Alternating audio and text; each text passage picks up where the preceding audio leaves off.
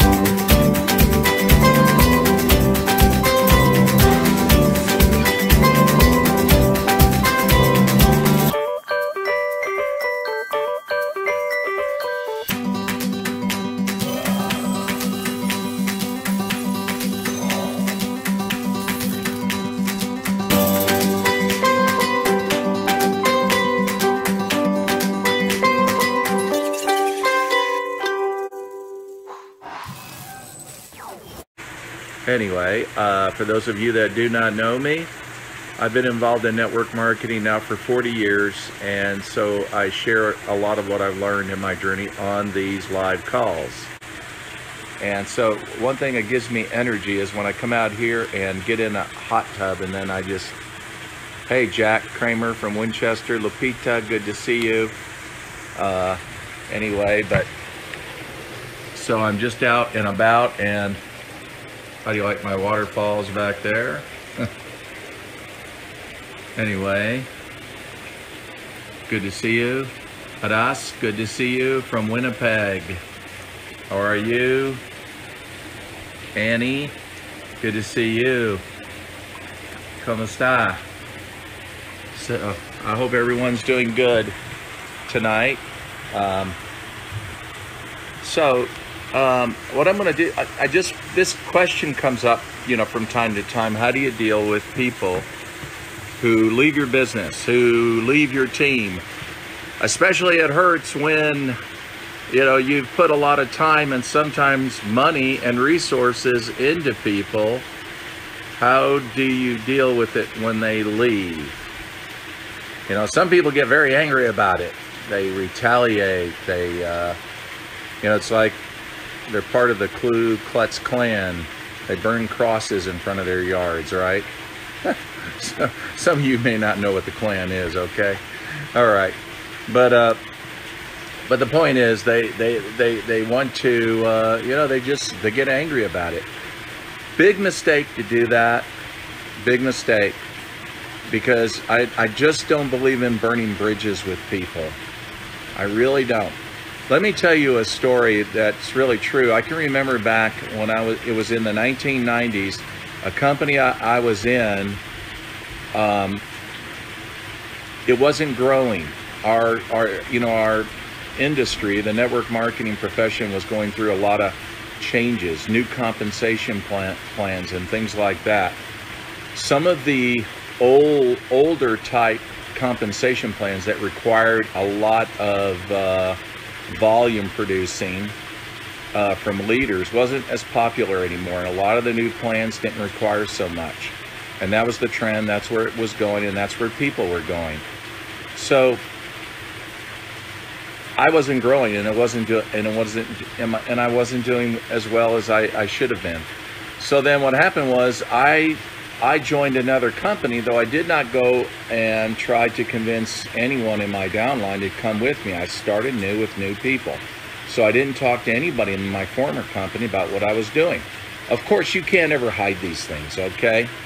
So when it came, when my sponsor found out, and some of the other leaders that were in Side Legs, not in my organization, Side Legs, they were demanding that he do something about it because I was doing something else. I'll never forget his answer and what he said to them. He said, leave them alone. He said, don't burn any bridges. If it doesn't work, he'll come back to us. And I'll never forget that. What in that, I mean, talk about taking the high road, right? Instead of him being angry that that I was doing something else, he took the high road. And his attitude was, he'll probably be back with us. Well, it was really true that company didn't work out. And it was true that I also went back. It's also true that later on we were sold, and the new owners that came in, they actually came in and ruined it. And even at that, good came from that, because I went and found a company that I did 1,000 times better in. So first of all, let's talk about this again. When people leave you, number one, don't burn bridges. Don't burn bridges, number one. Number two, don't speak negatively to your teammates about it. Matter of fact, don't even talk about it. Now, if it comes up, you can't not talk about it. If it comes up, talk about it in a positive way. Like, yeah, I know she left, we're going to miss her. I don't know why she did. I don't think it was the best choice. Hopefully she'll figure that out and she'll be back with us. So we take the high road. We stay away from negativity. And the problem with some leaders is they want to go into their Facebook group and then bash that person because they're assuming everybody knows that this person left, which is not the case. And then, that's like a public announcement spreading negativity that was totally unnecessary to let everybody know somebody left, and then people start thinking, well, why did they leave? And then sometimes those people will start reaching out to that person, and of course that person's going to share why they left. It just creates problems.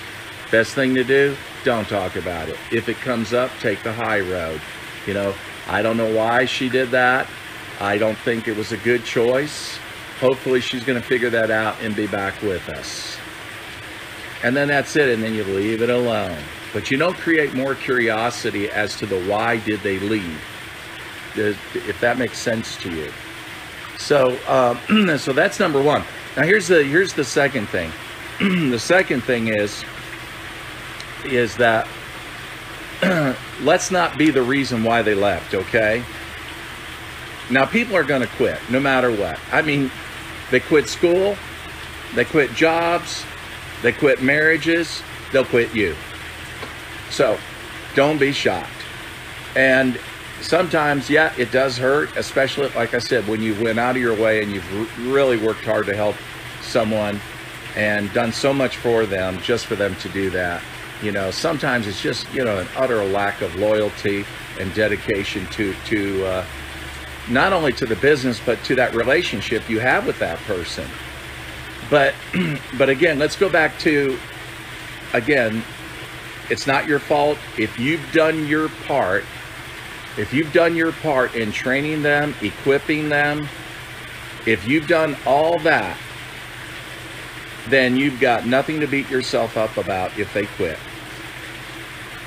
So don't have, this feeling of guilt or punishing yourself that you didn't do enough. Look, they joined the business for their own reasons. They didn't join it for you. And that's the way it has to be. You can't want it for them. You can't create desire for them. They have to want it. They have to commit to it. If they're not committed to it, then it's not your responsibility to let yourself go. On the other hand, if we haven't done our part, then we need to do our part, and we need to do it before people quit. Before people quit. Make sure that when we bring people in, we onboard them with everything that they need to know. And that's it. And hopefully that's going to be just a few simple steps for you and for how you do your business. Here's a word of caution that I've seen, in the past though. When it is our fault. It is our fault when we promise things we don't deliver. And that happens all the time in the network marketing profession. Join my line. If you join with me, I'll build a team under you. I'll build a leg under you. I'll do this. We start sounding like politicians. We don't want to do that. But if we make promises, even reasonable ones, I can remember a guy in South Korea in my team that he did that. He made a lot of promises that if people, helped him get to the next rank position, everything he was going to do. He never kept a single promise that he made, not a single one. The end result was 80 people resigned. 80 resigned. And that's some of the negative consequences, where you just don't just lose one, but you can lose a whole entire team by not keeping your word. So before we, give our word, let's make sure that we can fulfill any promises that we're going to make. And really, it shouldn't be that many promises. I mean, it should be the basic things. When, and this is a word of caution too. When you sponsor in Asia, there's a word called support. And when they say to you, okay, will you support me? I want you to understand what support means. It's not the same thing as it means in America, okay? In America, we're talking about training, giving some of your time, phone call support, or whatever. But it's that kind of support. But when in Asia, a lot of times it has to do with money. In other words, over there, a lot of them go full-time, so they want somebody to financially float them. Be really careful about that part of it, okay? I just want to warn you on that, because I've seen a lot of people lose a lot of money doing that. So when somebody from overseas, when they say that, hey, would you support me? I'll say, sure, I'll support you. Just define for me what is support? What do you mean by support? And then I'm just going to listen, and based on what they tell me is what I'm going to tell them whether I can do it or not. So keep that in mind, that and I'm telling you right now, in most cases that never works out to anything. It really doesn't. It sometimes within reason. Somebody needs some travel money, a little money to for a venue event over there, like a hotel room, whatever. That's within reason, okay? But when they're asking money and they're coming up with a lot of narrative about all these people they have and blah, blah, blah, and the expense and what it's going to take, a lot of people get sucked into that, and then they lose a lot of money, and then you find out that person wasn't doing anything. It happens all the time. So in the case of those people, I don't care if they quit. Matter of fact, I tell them right up front, don't join. But if they've already joined and all that, and you're trying to keep them, you don't want to lose them, let me tell you, the best thing you can do is let them go. Let them go before you lose some money. That's the way it is in Asia. Just keep that in mind. I remember a man, when I was in Bangkok, Thailand, he, I saw him at our office come in. I didn't know whose team he was with. I assumed he was with one of our teams. And when I was having breakfast, he came to my table and he said, "Can I sit down?" I said, "Sure, absolutely, sit down." And he got out a piece of paper and he looked at me and he says, and he wrote on it as he spoke, he says, "I will give you 100 liters." And he pushes the paper toward me, and I looked at it, and I looked at him, I said, "Thank you." And he pulled it back and he said, "You will give me $10,000. And he pushed it toward me.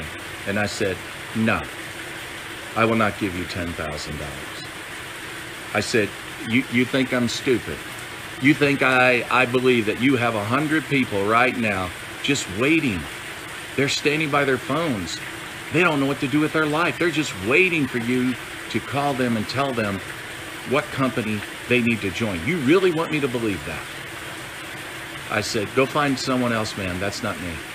I said, "Let me tell you something. If you put those 100 people in today and just get them started, you're going to have a $10,000 check by this month. If you just get started with these 100. So that's how you're going to get that $10,000. You don't need it from me. You need it from the company. And the good news is you're going to get it every month. But the fact is, you're a scammer. I get that. So no deal." Okay, so again, because we're talking about people that quit. In that case, that was somebody I didn't even want to join. But you'll also have people after they do join sometimes give you these propositions. The best thing to do is say no. keep the promises that you promise, the ones that are within reason, and make sure they're always within reason. Always keep those. And if you do, I'll tell you, people they'll stay with you. You know, just like I've had a team for 21 years. They will stay with you. So, how do you like my hot tub area?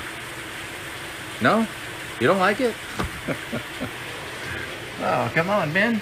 I mean, that's where I go and get into the cool water back there. You know?